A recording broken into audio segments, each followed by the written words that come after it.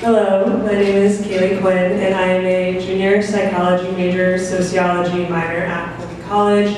And this semester, I interned as a program and operations fellow at Squash Busters, an urban youth development program where students elementary through high school come in after school to play squash, get academic counseling, and complete community service projects. I want to start off with a quote before diving into my speech. You can't be good at something without being bad at it first. It's a pretty powerful quote, right?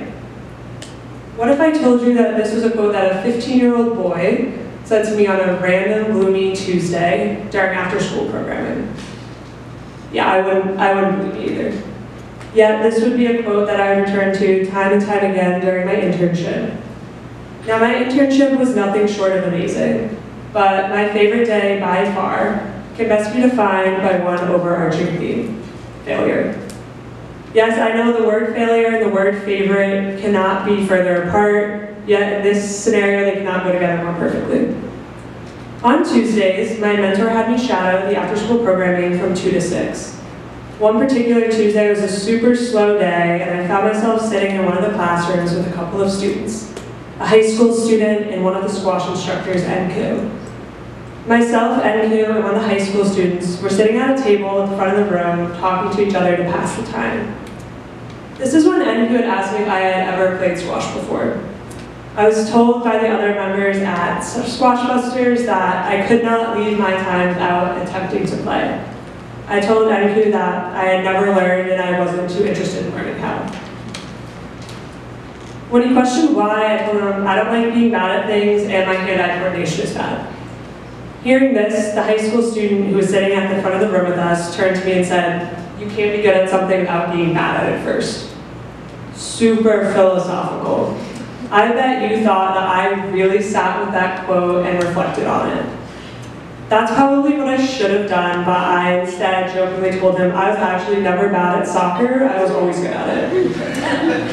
Yet this quote was all it took for NQ to be halfway out the door to go grab me a pair of squash shoes from the closet. As he walked to the closet, I refused to give him my size, making him guess, and I complained about being in jeans.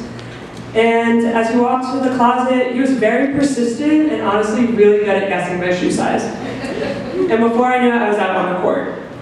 We hit the ball around for a little while, and he explained the rules of the game, and I started to get really cocky because honestly, shocker, I was pretty good at it. That was until he told me to try and serve the ball, and I proceeded to whip every single time after that. I was immediately humbled, really sweaty, and really winded. I'm a collegiate athlete, but let me tell you, squash is a completely different animal. I laughed thinking about the quote from earlier, you can't be good at something without being bad at it first. And I was clearly pretty bad at serving the ball. NQ assured me that this was something that would just take reps and more practice. This quote has practically applied to every aspect of my internship and my experience here in Boston. A huge part of my time in my internship consisted of me learning how to use a new data software system called Salesforce. Every time I thought I knew how to use it, I was faced with a new aspect that I had no idea how to use.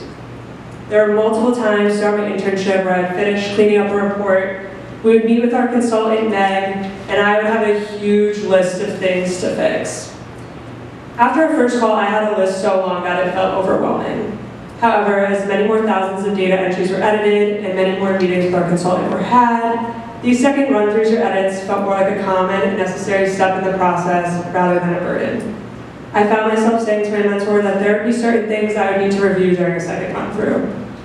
As someone who considers themselves to be perfectionist, the idea of not everything being perfect on the first run would have been terrifying and frustrating. However, after completing this internship and going through the failures turned into learning lessons, I came to realize just how much failure is a part of everyday life, and how much it is a part of a critical step on the journey to grow into our own being. I realized that these failures were necessary for me to get to the point where I could crank out a report with 2,000 items in a day or two. I realized that in order to be good at something, in this case the use of Salesforce, I had to be bad at it first. Thank you.